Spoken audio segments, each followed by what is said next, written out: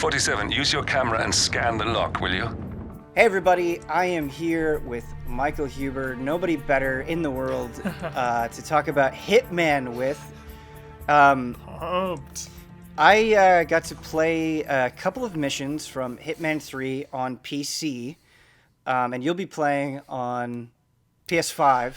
Probably PS5, yeah. Yeah. I definitely want to see the VR mode. We were talking just for a second earlier that the VR mode, I guess, is PlayStation only. I didn't even think of that. Right. I didn't even realize. So I'll probably do there. Yeah, I was playing on PC, so I have no idea what the VR mode is like, and was only allowed to do the first two missions, but boy, did I have a good time. Tell me all about it. Set the tone. Yeah, to set the tone. Set the scene. I don't want to be too reductive about it, but I really think that the biggest thing, like the simplest thing I can tell the audience is if you liked the other two Hitman games, you will love this one. It is certainly not like a total reinvention of the wheel or anything, nor does it need to be.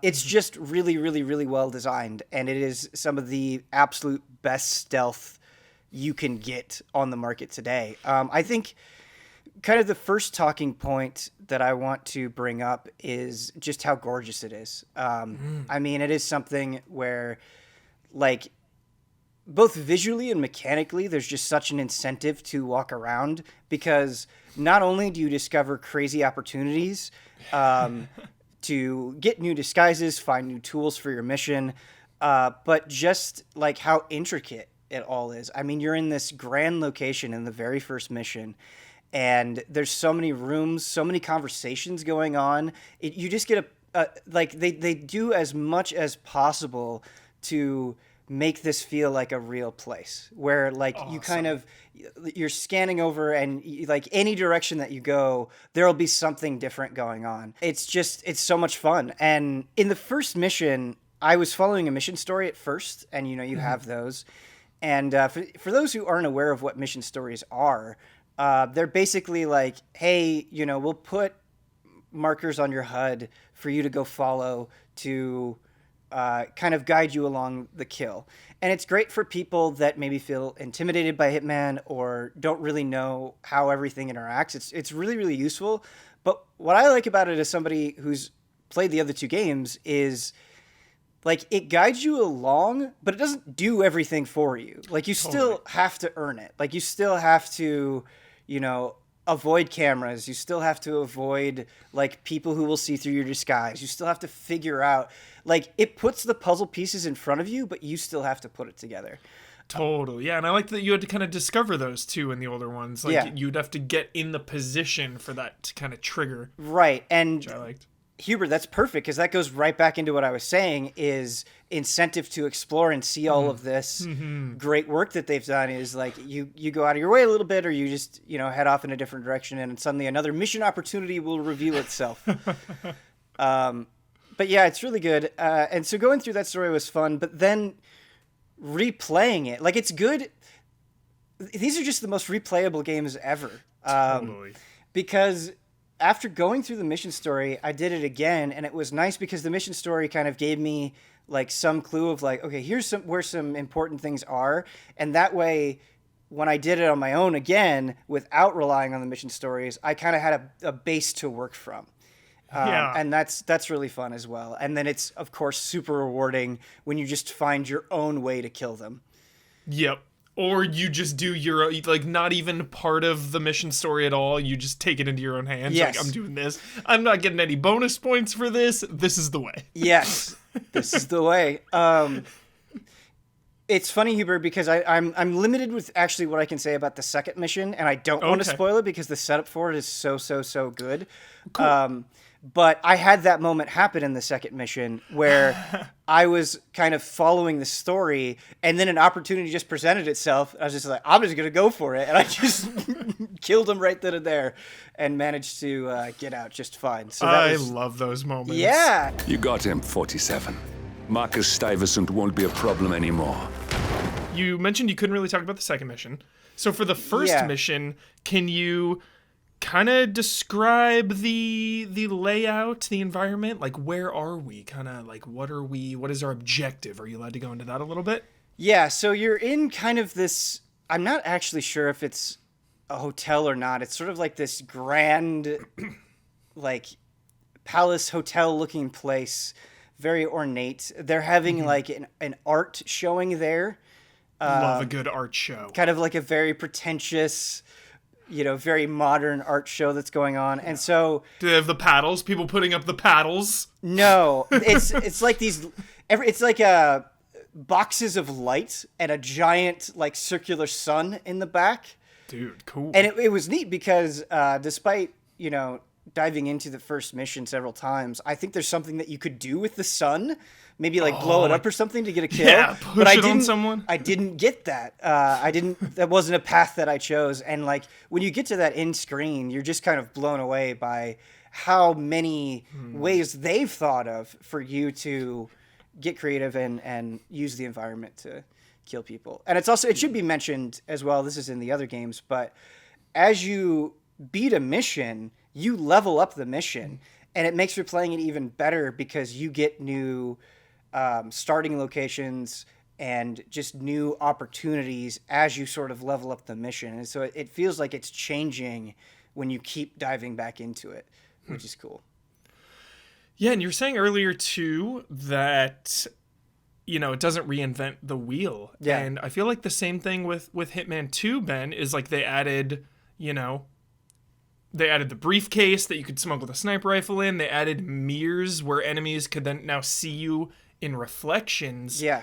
But other than a few tweaks here and there, maybe a new engine, like not many changes for a sequel, which ended up being perfectly fine. Right. And I think, with games and games coverage, I think it's easy to fall into that trap of, okay, what's new? Like, what bullet points are there?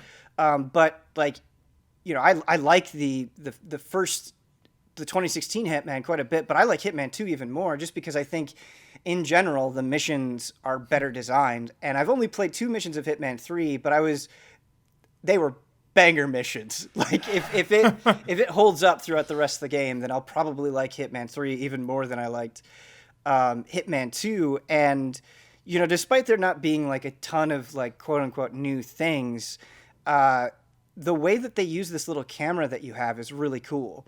And it kind of shows itself in the first mission where you can sort of scan locks and open windows and things like that. But in the second mission, you have to find evidence. And so basically you're going around this location, scanning different objects and trying to piece together this mystery.